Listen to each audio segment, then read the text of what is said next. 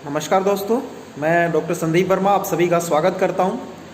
आज का ये वीडियो जो है घुटनों की प्रॉब्लम के बारे में मैं आपसे चर्चा कर रहा हूं। घुटनों की जो प्रॉब्लम है या जो आजकल घुटनों की प्रॉब्लम बहुत ज़्यादा बढ़ गई है, पिछले 10 सालों से 15 सालों से आप देखते हैं कि आपको हर घर में घुटनों की प्रॉब्लम का एक पेशेंट आपको मिल जाएगा।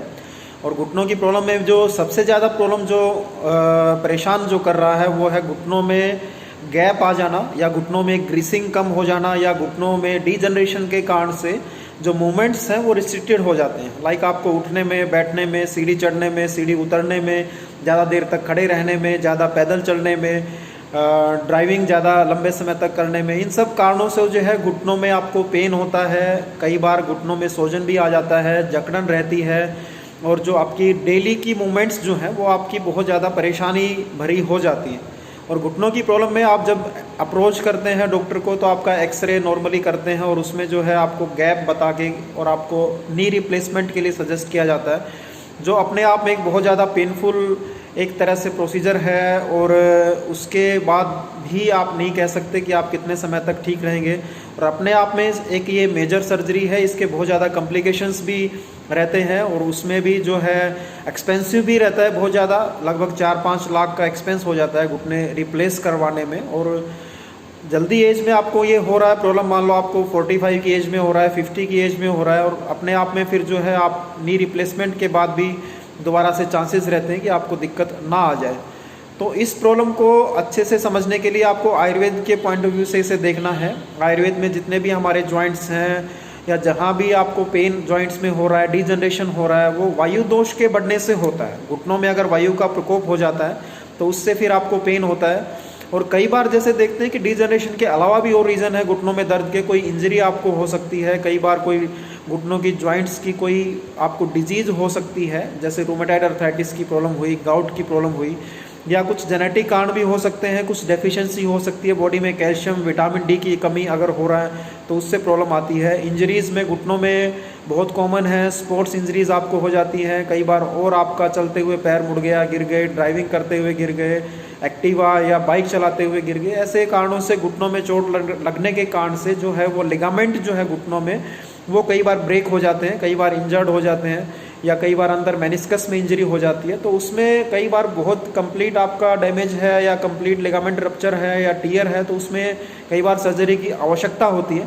अदरवाइज़ ये प्रॉब्लम जो है वो आयुर्वेद में पंचकर्मा ट्रीटमेंट से, आयुर्वेदिक मेडिसिन आपको इसमें 4-5 महीने खाना पड़ता है, कुछ हफ्ते 10 दिन के लिए, 20 दिन के लिए पंचकर्मा ट्रीटमेंट्स हम इसमें करते हैं। तो उससे ये हीलिंग जो है आपका हो जाता है अच्छे से और आप अपना जो सिम्टम है आपके पेन, स्वेलिंग या घुटनों में जो जकड़न रहना या वीकनेस रहना, वो प्रॉब्लम अच्छे से आपकी ठीक हो जाती है।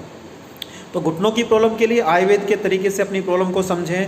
आयुर्वेद में इसमें बहुत अच्छा ट्रीटमेंट है। आयुर्वेदिक दवाइयों के द्वारा हम मेटाबॉलिज्म को ठीक करके जॉइंट्स को, मसल्स को स्ट्रेंथ देने की दवाइयाँ देते हैं। जो घुटनों में ग्रीसिंग कम हो रहा है तो उसको इम्प्रूव करने के लिए आयुर्वेद में काफ़ी अच्छे मेडिसिन हैं जो जॉइंट्स की लुब्रिकेशन को इम्प्रूव करती हैं। जो उसमें एक तरह से क्षय हो रहा है अस्थि धातु का, उसको इम्प्रूव करने में दवाइयाँ काम करती हैं।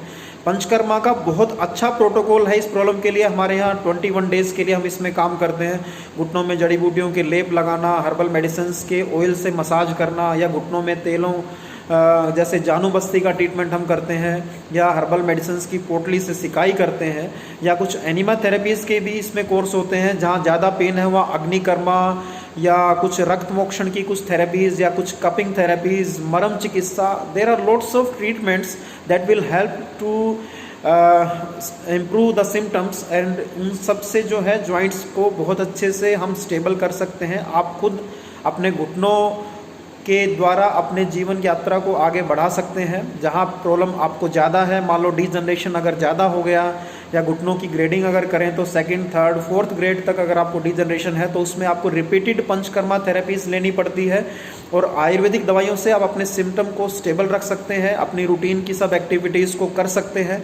और उसमें आपको 6 महीने में, 3 महीने में अलग अलग से पंचकर्मा ट्रीटमेंट्स लिए, साथ में खाने की दवाइयाँ ली, कुछ एक्सरसाइज आप रेगुलर करें जिससे घुटनों की मसल्स में, आप जॉइंट्स में स्ट्रेंथ उनसे मिलता है, तो उससे भी ये प्रॉब्लम आपकी काफ़ी अच्छे से स्टेबल हो सकती है। तो आज से आपको ये दोबारा सोचना है, घुटने रिप्लेसमेंट करवाने की बिल्कुल भी आवश्यकता नहीं है। आप आयुर्वेदिक चिकित्सा अपनाएं और अपने रोग को जड़ से ठीक करें।